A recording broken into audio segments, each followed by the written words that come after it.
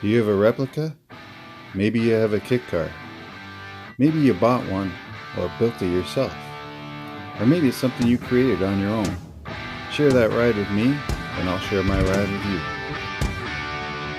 Let's share rides. All right, I'd like to introduce Marc. He's brought his Diablo replica up for us to have a look at, and I appreciate you doing that and coming Well, thanks out. for having me. And Marc's another one of these guys that found me on our YouTube channel, and then kind of got interested and made the move, right? And Did the once big again, jump last summer, or about a year ago. is that right? Yeah. And he lives close by, right? And so I've gotten lucky with everybody close by to me, and being able to do this. So, yeah, so I really appreciate you bringing it out in our freezing cold day. Thanks for having us. Yeah, so you made the trip. So this thing's great. I love the yellow, I gotta say, and it's fantastic, and it sure makes a statement. It definitely draws attention. I mean, even people don't know what it is when they see a yellow car coming down the road. Yeah, it's fantastic. And then they realize they think it's a Lamborghini. Yeah. It brings it at that stage up even higher. So what got you into this and replicas or kit cars in general? Well, growing up, my dad, my brother, and I were always into cars. We've owned several 57, 58, 59 Dodge Cornets, Studebakers as well, several Studebakers. And we still own a 1918 Chevrolet. Wow, really? It's sitting in my brother's barn right now and could probably start up if we wanted it to. Wow. However, I've just loved exotic cars when you'd see them, right? You got the Countach with the Cannonball Run and those movies that really brought the attention to the exotic cars. It sure did. Yeah. And that's what got you hooked? That got me hooked. And I remember going to a grocery store and seeing Kid Car magazine. Hey, is that right? What's that? Oh, and I bought it right away off the shelf and subscribed right away, so they would get shipped to my house instead of having to go to the grocery store. And you fell in love with it. Thought, this is what I want. This is what I'm going to do. That's funny you say that. That's exactly what happened to me. I stumbled on Kit Car magazine on a shelf. I was probably 18 years old. Yeah, roughly, yeah. Yeah, and it was the same thing. I saw it on the shelf. I was like, that's the car I like, but a kit car. And then, the thing starts going through your head is, ooh, that might be achievable, right? It might be. I can't afford the real one. Maybe I can do this, go this route. Is that right? That's amazing. Yeah, I had the same kind of revelation. That's good. Yeah. It's incredible talking to people about it. And right. So that's what led you down the road, and then you started studying up from the magazines, probably like most of us did, and absolutely starting to find all the guys that tick the boxes, right? and hearing about the horror stories, what to go with, what to stay away from, and and even that's pretty tough. But now you fast forward, and how'd you find this, and what made you do the deal on this one? Well, last year I was about to turn 50, and I said, I always told myself when I was younger I was going to own one before I was 50.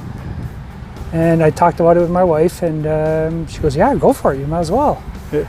So I started going online and going on the forums, and then panicked because there was nothing for sale. There was just nothing there, and looked into importing them and importing into Canada is not fun. Crazy, as you can tell, because I did contact you at the beginning as well. Yeah, and it's an ordeal. There's a really nice one in Pennsylvania. I thought, oh, it's the right price, the right color. I'll go take a look, and then those importing it's nasty. red tape was. I said, no, I can't do that. Yeah. And then suddenly on Auto Trader one day I saw this one. Right. Yeah. And it was pretty popular. When I went to look at it, there was 3-4 other people. There was even an older gentleman who said he had the original that he sold off. He couldn't do it anymore because his knees wouldn't let him hit the clutch anymore. So he almost bought it, and I don't know how, but I still walked away from it, and kept negotiating with the gentleman that owned it before me, and he was about to store it away for the winter, and says, you know what, if you want it now, I'll give you this price. And I said, yep, can you deliver it? Because I didn't want to go to Toronto and go pick it up. And he did. Really? He came with his friend and he dropped it off right in my driveway. Wow. Signed the check. Yeah. So perfect. Worked out really well. It's funny because I knew this car, and that's what we discovered today. Right. In talking. So Kit Central was one of the forums that. Yes. Yeah. It's now no longer around, but it was, 5-7 years ago. That was one of the main places we would go to for the Lamborghini To buy 'em, replicas, right. and all of us share who were building there.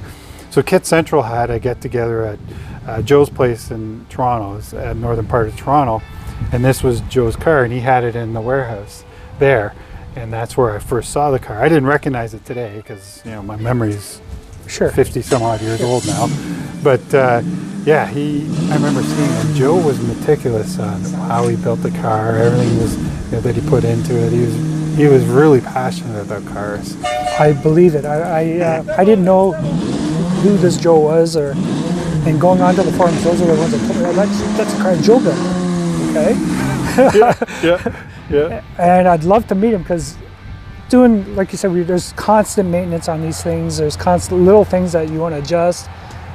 And I realized how very well it was built. Right. Putting it up on the lift, looking underneath, and seeing how he really paid attention to the detail, the finishing, and didn't just leave it as a plain chassis and with a shell on it.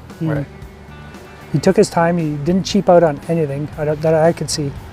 And it was very well done. Yeah, really well done. And I think his body guy, Eddie, is still doing it and still building right now. Right. And he's working on one as well. And so those are all great connections to make because, like you say, when it's time to fix something, especially this car is new to you. Yes. So trying to learn all of those things is really an event. It's a stretched Fiero, right? Yes. It was lengthened, and I know Joe, when he did it, he knew how to reinforce it and do it properly and everything else. So he probably would have had it stretched and built a lot of this. But the kit that you got, I don't think do you know what kit he used? I don't even know. It's a North American Exotic Replica. Is it? Yeah. Okay, sweet. Because when you get those kits, sometimes they don't include the interior, and sometimes they do, or you can buy them with and without. And this one's really well done. Like, the interior is fantastic on this. Well, it was really well done, and he kept a good journal of it. So I've got 4 binders in the trunk that really shows the build, most of the stages of the build, his welding, where he reinforced it. And that was a positive thing for me when I decided to finally buy it, saying, okay, this can help me if I run into problems. Exactly. There's tons of pictures and tons of handwritten little notes that he made. And, and that was just fantastic, and I'm trying to follow anything I do. That I'm also keeping a record of it for the next guy who might be down the road who want to perhaps purchase this. Yeah, and that's part of they're an ongoing piece of work, right? And all of us that have these cars, that's one of the things you have to realize is there's always something to do. There's always something. Yeah. Every weekend you learn something about the car, a little more. That also helps with the comfort level of the cars as you absolutely, start to learn, absolutely. So you can use them more and more. Yeah. Now you don't live too far from me, but have you driven it much? I try to take it 2 or 3 times a week. Sorry. I bought it to drive it. I didn't want it to sit in my garage. Well, you're doing better than I did, because when I first year I bought mine, I think I went around the block here once, and then maybe twice, and then 3 times. It took me a while to warm up to it, but I finally got there. But yeah, I'm still that way about taking the highway with it. I'm just not at that comfort level too much yet. Yeah. Not like Vic, who came all the way from Mississauga. I don't know if I would have went to Mississauga doing this. Yeah. And it's one of those things. He's gotten comfortable with his car, sort of thing. There's still things you're trying to learn about your car. Absolutely. So that level will be different for everybody. But yeah. And it's and you got it's not stock engine in the back anymore. You've got a 3.8 supercharged. 3.8 supercharged. I guess Pontiac engine in there. Yeah. It sounds great. I always love the way the 3.8 sound. Certainly sound more exotic than they do.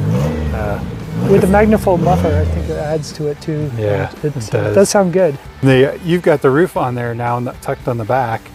And when you came in here, you actually drove in with it on, right? And, it was a cold, crisp morning. It was. I prefer driving it roadster style, and. Yeah, it's interesting. You guys are talking about how, and I never realized this, but when you put the roof on the back like you have it there, you cannot see out the back. There's not much room. A sliver, No. But I thought my car was bad, but yeah, when you got the roof packed on the back there, it is really amps it up, doesn't it? Yeah, and that's why I had to put the backup camera on it, because it's either you're sticking your head up over the roof or you're trying to look through the small crack or square that's left. And Yeah, they're good going forward, but when you're trying to back up or put it in the garage in a tight spot, it's not a lot of fun. Takes a few tries sometimes. Yeah, for sure. These rims are really great. So that's one of the nice things about your replica, and trying to get things on the outside as close as you can. When these things aren't cheap, to put on. They're hard to find, and these look fantastic on the car. And they really help set it off. Right? A little dirty, but yeah, they're very difficult to find. Just nobody's making them anymore. And, yeah. Or if they are, they're underground, and it's going to cost a fortune. Absolutely. It makes it tough. But I was going to buy some from Ron, and I think the shipping was more than what he was going to charge me for the rim. Yeah, is that right? So. Well, yeah. I often was thinking that, VT, the nice thing about it is for the people that are tall, they got it. There's a bit of an escape route there. Yes. And getting in and out of mine is, it can be really tight, right? For some people, the side bolster of getting in on mine is really high. I've noticed. When you let me sit in yours, it was more difficult to get in yours than it is in mine. It's a bum drop. Where this, with this and the roof, and it's much easier to get in and out of. That's for sure. Not that that's one of the things that's a buying decision for us, but I get a lot of calls from guys asking, "Hey, will I fit in your car?" Right. Right. And if you're over 6 feet, you're not fitting in. I would probably still say the same with this. Is it? With the Still roof pretty on, tight? it's pretty tight. I'd probably say if you're 6'4", it's not for you. Not gonna work. Yeah. I wouldn't even know where to bring it for an alignment. No, to be honest with you, there's some guys I went to in Oakville, and I was referred from Jim Dinner, as he did the V12 Diablo. Right, I heard he had his hands on this one as well. Is that right? Yeah. It makes sense because he knew Joe, and he knows Eddie. Eddie painted his car for him. Okay. And so they're kind of in that group of building at the same time back in the day, so it makes sense. Incredible guys. They would have been probably part sourcing together too, right? And things you almost need that. I'm so glad that I found you, and you go back, like I said, when I was looking to purchasing one, and I contacted you asking for information, and you really want to do your research. You want to do your due diligence. Know what you're getting into. There's a lot of us out there is just trying to find us is hard because we're such a niche market of people, right? Absolutely. But I was saying to you earlier, I think I get probably 2 or 3 people a month inquiring through the website or through my YouTube channel, just asking, and that's probably, I don't know, that may be how you and I I'm pretty sure that's how we connected. Is it? Yeah, and that's usually it, right? It's trying to get that warm and fuzzy level of, do I do it or not? Because I was there. That was me 10 years ago, and you can't jump in it thinking it's going to ride or drive like a real one. I appreciate you bringing it down and making a trek over, and it's great that we're connected now when we live so close, and now we can hit the shows together. Yes, I'm looking forward to next summer now. Yeah, me too.